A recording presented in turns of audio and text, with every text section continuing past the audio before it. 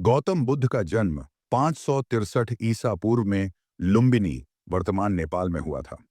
उनका मूल नाम सिद्धार्थ था, जिसका अर्थ है वह जो सिद्धि प्राप्त करने के लिए जन्मा हो। वे शाक्य गणराज्य के राजा शुद्धोधन और रानी महामाया के पुत्र थे। जन्म के 7 दिन बाद उनकी माता का निधन हो गया, जिसके बाद उनका पालन पोषण उनकी मौसी और शुद्धोधन की दूसरी पत्नी महाप्रजावती गौतमी ने किया। एक भविष्यवाणी के अनुसार सिद्धार्थ या तो एक महान सम्राट बनेंगे या एक महान तपस्वी। राजा शुद्धोधन ने उन्हें सांसारिक दुखों से दूर रखने के लिए महल के भीतर ही विलासिता में पाला।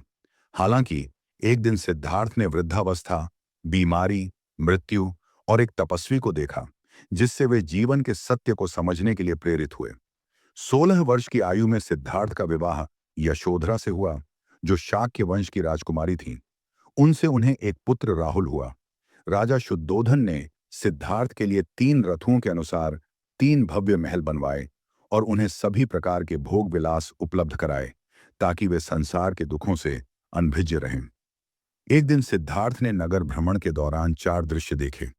एक वृद्ध व्यक्ति, एक रोगी, एक मृत शरीर और एक सन्यासी। इन दृश्यों ने उन्हें गहन रूप से प्रभावित किया और उन्होंने समझा कि जीवन में दुख अपरिहार्य है।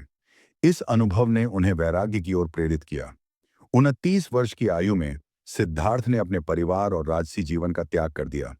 उन्होंने अपने घोड़े कंथक और सारथी चन्ना के साथ महल छोड़ दिया और आत्मज्ञान की खोज में निकल पड़े। इस घटना को महाभिनिष्क्रमण कहा जाता है। सिद्धार्थ ने विभिन्न गुरुओं से शिक्षा प्राप्त की और कठोर तपस्या की। उन्होंने 6 वर्षों तक कठोर साधना की, लेकिन उन्हें आत्मज्ञान की प्राप्ति नहीं हुई। उन्होंने समझा कि अत्यधिक तपस्या भी मोक्ष का मार्ग नहीं है। सिद्धार्थ बोधगया पहुंचे और वहां बोधि वृक्ष के नीचे ध्यान में लीन हो गए।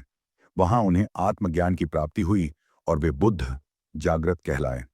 इस घटना ने उन्हें बौद्ध धर्म के संस्थापक के रूप में स्थापित किया। बुद्ध ने सारनाथ में अपने 5 पूर्व साथियों को पहला उपदेश दिया, जिसे धर्म चक्र प्रवर्तन कहा जाता है।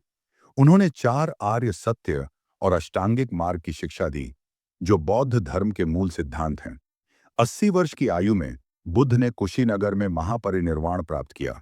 उनके अंतिम शब्द थे, अप दीपो भव, अर्थात स्वयं अपना दीपक बनो। उनकी शिक्षाएं आज भी विश्व भर में लोगों को प्रेरित करती हैं। अगला भाग सबसे पहले देखने के लिए चैनल सब्सक्राइब करें